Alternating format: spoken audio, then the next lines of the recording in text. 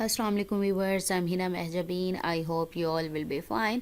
हम स्टडी कर रहे हैं MGT 201 फाइनेंशियल मैनेजमेंट का कोर्स, जिसका है module number 6 cash flow analysis and topic number है 125 cash flow statement direct method. Because cash flow statement के बारे में हम प्रीवियस लेक्चर से स्टार्ट किया था हमने अपनी डिस्कशन को, जिसमें हमने इनडायरेक्ट मेथड को इन डिटेल पढ़ा। तो आज हम स्टार्ट करें हैं डायरेक्ट मेथड, जिसका है part number 1। But today's lecture start करने से पहले अगर आप मेरे चैनल पर न्यू हैं देन प्लीज़ मेरे चैनल को सब्सक्राइब कर दें एंड बेल आइकन को क्लिक करना मत भूलिएगा, ताकि upcoming lectures, different assignments, quizzes और पेपर्स के नोटिफिकेशंस आप तक पहुंच जाएं। लाइक भी कीजिएगा, शेयर भी कीजिएगा। ओके जी, let's start from today's lecture that is about cash flow statement using direct method. Indirect method पढ़ लिया है हमने। We have discussed that cash flow statement can be prepared either using direct or indirect method. In indirect method, we have seen that how operating activities, investing activities, and financing activities related cash flows are calculated. That is cash inflow and outflow. हम previous lecture में मैंने आपसे कहा कि हम क्योंकि जो cash flow है वो कैश इनफ्लो और आउटफ्लो को ही कैश फ्लो कहते हैं, यानी कितना पैसा आपके बिज़नेस में आ रहा है और कितना जा रहा है।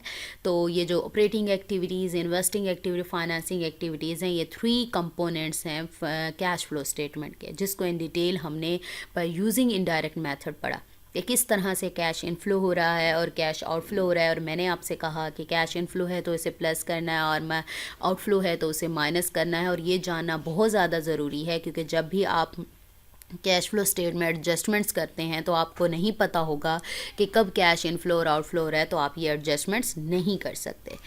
There is another method of making a cash flow statement, this method is called direct method of cash flow. The direct method is different from the indirect method of cash flow statement only in the operating activities. It means that in both investing activities and financing activities, calculation of cash flow is same in both direct and indirect methods, and the actual difference in both direct and indirect method is basically in the operating activities. अब जो direct और indirect methods हैं वो just इस तरह से एक दूसरे से मुख्तलिफ हैं कि जो हमने पहले पढ़े ना 2 कंपोनेंट्स पढ़े थे, ऑपरेटिंग एक्टिविटीज़ और फाइनेंसिंग एक्टिविटीज़ पढ़ी, देन हमने इन्वेस्टिंग एक्टिविटीज़ पढ़ी।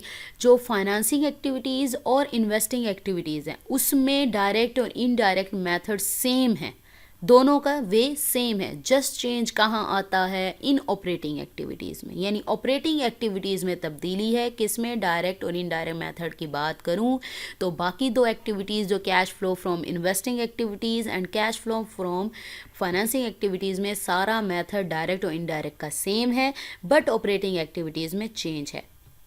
In the operating activities, in the indirect method, we start with the amount of profit and we adjust the current assets and current liabilities.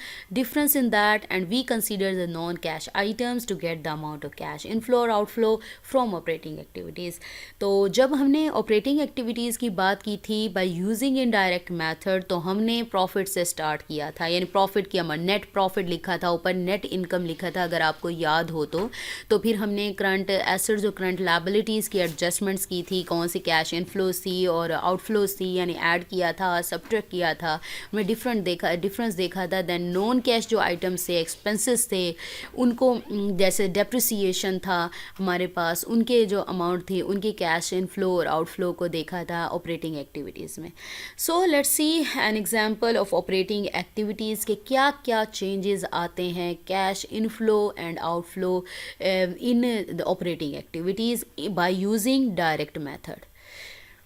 Okay, by using the direct method of cash flow statement, we use some different accounts that we take in operating activities which are given below. Again बता रही हूँ कि जो direct और indirect method में just difference operating activities में आता है, बाकी investing और financing activities का जो direct और indirect method है वो same है, ठीक है। First account is cash collected from customers. The amount of sales that we have made on credit and as on cash also. So we see that how much cash has been collected from them, and we will see that how this amount is calculated. Cash collected from customer, यानी customers कौन है, जिनको हम अपने जो credit sale वगैरह करते हैं, जब हम अपने कैश के थ्रू सेल करते हैं या फिर क्रेडिट सेल करते हैं यानी उधार पर करते हैं, तो हम ये देखते हैं कि कितना कैश हमने इनसे लिया और कितना हमने रहता है, या किस तरह से ये जो अमाउंट है अब रह गया या ले लिया तो उसको किस तरह से कैलकुलेट किया जाएगा. कैश पे टू सप्लायर्स, जब भी हम लेते हैं यानी ऑपरेटिंग एक्टिविटीज़ में कैश पे करना होता है, कब, जब हम कोई प्रोडक्ट या सर्विस कहीं से या किसी सप्लायर से, किसी वेंडर से परचेज करते हैं. The second one is the amount that we take in operating activities is related to the cash pay to the suppliers from which we have purchase products और services. Next one is cash pay to employees. भाई हमारे जो employees हैं, हमारे business में work करते हैं, तो आपने उनको भी पेमेंट, वेजेस और सैलरीज पे करनी होती है. Business pays to its employees, यानी किस तरह से उसको एडजस्ट करना है. नेक्स्ट आ गया cash paid for prepaid expenses. Prepaid expenses यानी जिनकी हम जो पेमेंट है वो एडवांस में कर देते हैं, उन्हें हम कहते हैं प्रीपेड एक्सपेंस, यानी आप इसकी भी कैलकुलेशन करोगे कैश की. इंटरेस्ट रिसीव्ड और डिविडेंड रिसीव्ड. एक तो इंटरेस्ट होता है ना, आपने देना होता है, यानी किसी से आपने लिया है उधार तो उसको रिटर्न करना है, बट यहाँ बात हो रही है डिविडेंड और इंटरेस्ट रिसीव की, यानी आप किसी को क्रेडिट पर चीज़ देते हो तो आप उससे जो इंटरेस्ट या डिविडेंड लेते हो. Then we calculate the amount of interest received और dividend received, that is the income which is consider as the other income of the company is also calculated in this direct method of cash flow statement. Interest paid, अब paid की बात आ गई. पहले receive यानी दूसरे से लोगे, अब आपको भी पे करना पड़ेगा. The amount of interest which is paid by the company is taken into operating activities. Although we have discussed in the last lecture that financing activities include the payment of debt, but the interest payment on that debt is not taken in financing activities but it is taken as operating activities. Previous lectures में जब हमने activities बनाई, जब मैं कर रही थी financing activity की, अभी मैंने एग्जांपल बताए थे आपको, उसमें भी मैंने बताया था जब इंटरेस्ट की पेमेंट की बात आई थी या प्रॉफिट अर्न की बात आई थी तो मैंने वहाँ पर उसको ब्लैंक छोड़ दिया था. इसलिए छोड़ा था क्योंकि ये जो चीज़ें हैं, इंटरेस्ट पेड हो जाए या प्रॉफिट अर्न हो गया, वो आप ऑपरेटिंग एक्टिविटीज़ में लेते हो, ना कि फाइनेंसिंग एक्टिविटीज़ में. So income tax paid, it is the amount of tax which is paid in cash, जिसको कैश में पे किया जाता है. ठीक है, let's see one by one that how this amounts are calculated. अच्छा जी, अब हम देखने लगे हैं ये जो मैंने अकाउंट्स बताए हैं जो ऑपरेटिंग एक्टिविटीज़ में हैं by using direct method use हो रहे हैं, तो इसको वन बाय वन देखते हैं किस तरह से आप कैलकुलेट कर सकते हो और क्या क्या है, या कैश इनफ्लो हो रहा है, कैश आउटफ्लो हो रहा है और कब हो रहा है. First one is cash from customers, यानी कस्टमर जिनको हम अपनी चीज़ें या प्रोडक्ट या सर्विसेज सेल करते हैं और उनसे पैसे लेते हैं. ठीक है, तो the customers are those people to which we sell our products और service on credit and there is cash inflow through this credit sales after some period. क्या होता है कि आप जब क्रेडिट सेल करते हो तो some period, after some period, कुछ टाइम बाद आपने पैसे लेने होते हैं, जैसे अकाउंट्स रिसीवेबल्स होते हैं. ठीक है, तो कैश इनफ्लो होगा आपके बिजनेस में, तो ये आपको पता होना चाहिए कैश इनफ्लो होगा क्रेडिट सेल्स पर, क्योंकि आपको किसी ना किसी वक्त या किसी टाइम पीरियड जब कंप्लीट होगा तो आपको वो पैसे मिलेंगे. And sale, cash sale is one that we get cash at the time whenever we do sale which results in cash inflow. और ये भी कैश इनफ्लो है, क्योंकि जब आप पैसा किसी को कोई चीज़ बेचते हो, अब चाहे आप क्रेडिट पर बेचते हो लेकिन कभी ना कभी तो पैसे आ ही जाएंगे, लेकिन कैश से बेचते हो तो उसी टाइम कैश इनफ्लो होता है. If there is some increase in the balance of our accounts receivable, यानी मैंने अभी कहा अकाउंट्स रिसीवेबल की बात की, यानी आप क्रेडिट पर अगर किसी को चीज़ देते हो तो आपने रिसीव करना होता है, अकाउंट्स रिसीवेबल अराइज होते हैं. तो अगर अकाउंट्स रिसीवेबल का बैलेंस बढ़ा है, then it means that we have not received some amount from our sales, and if there is decrease in the balance, then it means that not only we have received the money of sales of this year, also receive cash inflow from receivable generated from the sales of last year. देखो, accounts receivable, मैंने कहा मैंने credit पर sales की, ठीक है, मुझे पैसा मिलेगा यानी इनफ्लो हो रहा है। तो जब मैं क्रेडिट सेल्स करती हूँ तो मैंने करना होता है यानी रिसीव करनी होती है पेमेंट कभी ना कभी किसी टाइम पीरियड पर, तो अकाउंट्स रिसीवेबल अराइज होते हैं।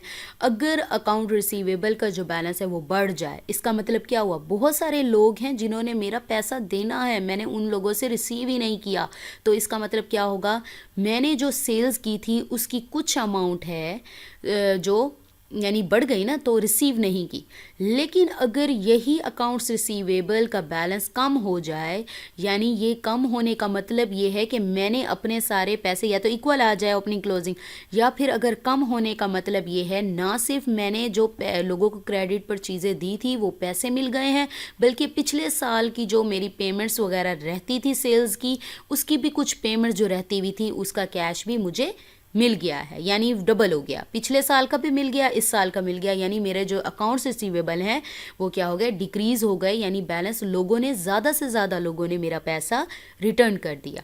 ठीक है, सो ये यही बात की हुई है, ये मैंने कर दी है, बता दी है, सो इसको रीड कर देती हूँ। So that means if there is a decrease in the amount of accounts receivable then the cash inflow will be more than the amount of sales, यानी इनफ्लो ज़्यादा होगा, डिक्रीज़ होने से कैश इनफ्लो ज़्यादा होगा, ज़्यादा पैसे आएंगे। And if there is increase in the amount of account receivable then और complete net sales have not been received, यानी मुझे सेल्स के जो पैसे हैं वो सारे के सारे रिसीव नहीं। अब इसको कैलकुलेट कैसे करते हैं, नेट सेल्स। अब ये नेट सेल्स क्या बताती है, how much amount of cash we should receive, यानी मुझे कितनी अमाउंट मिलनी चाहिए। अब मैंने आपसे कहा ना इंक्रीज़ और डिक्रीज़ की बात की, अगर ये इंक्रीज़ कर जाता है मतलब अकाउंट्स रिसीवेबल इंक्रीज़ कर जाता है, मतलब ये हुआ कि बहुत सारे लोगों ने मेरी पेमेंट देनी है, यानी मैंने अभी पूरी पेमेंट कंप्लीट रिसीव नहीं की। तो लेकिन अगर कम हो जाता है मीन्स बहुत सारे लोगों ने मेरी पेमेंट्स कर दी हैं, बल्कि इस साल की क्या पिछले साल की भी कुछ पेमेंट्स रहती थी वो भी मुझे मिल गई हैं।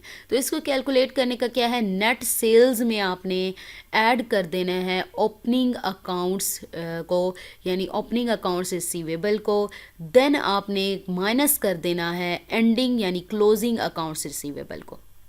ठीक है, ओपनिंग में यानी नेट सेल्स जितनी सेल्स की थी उसमें opening balance of accounts receivable का, देन उसे माइनस कर देना है उसमें से आपने क्लोजिंग अकाउंट्स रिसीवेबल को। ठीक है, हो गया।